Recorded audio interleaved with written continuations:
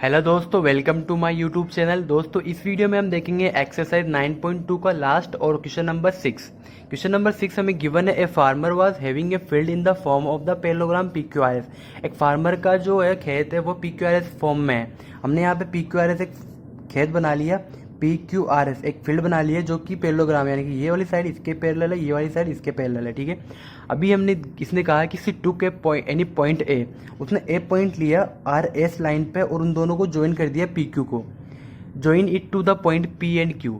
In how many parts the field is divided, what are the shape of this parts, the farmer wants to sow weeds and the pulses in equal portion of the separately, how should she do it. तो उसने क्या करना है, उसने सबसे पहले ये पूछा है कि कितने पार्ट्स में ये डिवाइड हुआ है। तो हमने देखा कि 3 पार्ट्स में, 1 2 और 3 पार्ट में ये डिवाइड हो गया। ठीक है, अब उसने पूछा है शेप क्या है। शेप बता देंगे कि तीनों जो है वो ट्रायंगल है, ये भी ट्रायंगल है, ये भी ट्रायंगल है और ये भी ट्रायंगल है, तीनों ट्रायंगल शेप में आए हैं।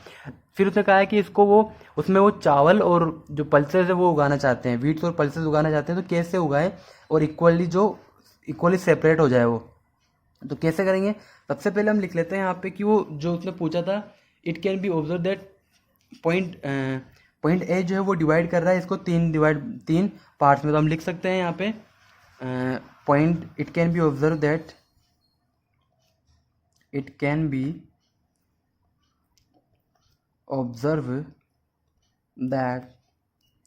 Point A is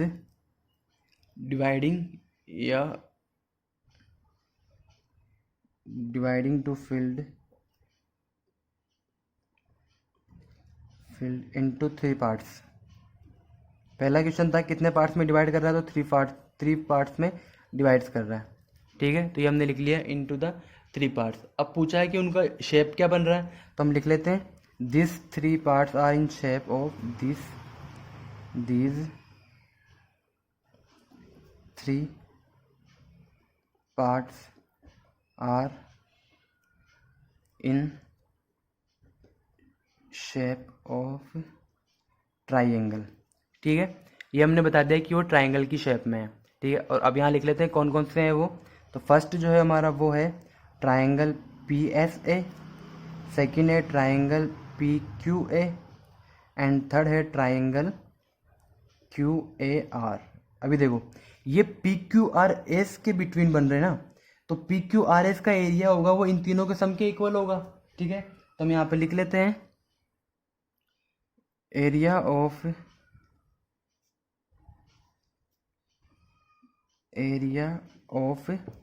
triangle PSA, area of triangle PSA plus area of triangle PQA plus area of triangle QAR will be equal to area of PQRS। इसको हमने कहा equation number 1।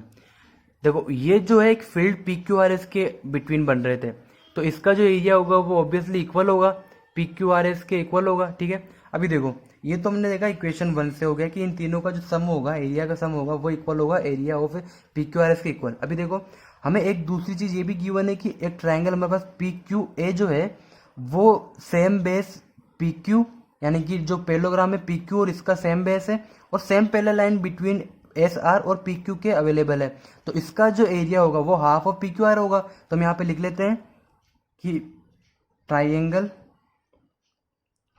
PQA and PQRS lie on the same base. Base क्या है हमारे पास PQ, same base जो है PQ and in between same parallel line.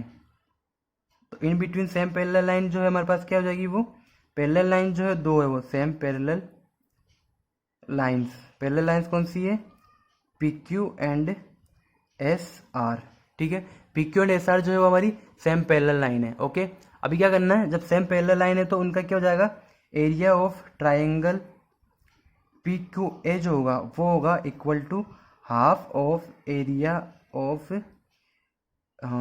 PQRS के equal. ठीक है, तो ये हो गया इक्वेशन नंबर 2। ठीक है, अभी क्या करते हैं हम इक्वेशन 1 में से इक्वेशन 2 को माइनस कर देते हैं। ठीक है, अभी हमने किया इक्वेशन 1 माइनस इक्वेशन 2, तुम्हारे पास आ जाएगा एरिया। इक्वेशन 2 में से इक्वेशन 1 को माइनस किया, देखो triangle P Q A, triangle P Q, ये दोनों कैंसिल हो जाएंगे। और ये हमारे पास area of P Q R S दिया, उसमें से हमने half of area of P Q R S minus किया, तो बच जाएगा क्या, half of area P Q R S, तो हमारे पास बच जाएगा एरिया ऑफ ट्राइंगल, ये चीज़ बच जाएगी पी एस ए, ये तो माइनस हो जाएगी इससे, तो ये दोनों कैंसिल हो जाएंगे, plus area of triangle Q A R. ठीक है, फिर क्या बच जाएगा, ये 1 में से जब मैंने हाफ को माइनस किया तो बच जाएगा half of area P Q R S. ये हो गया इक्वेशन नंबर 3। अभी हम क्या कह सकते हैं, अभी देखो उसने कहा है कि उसको पल्सेस और वीट जो है इक्वल पोर्शन में उगानी है सेपरेटली।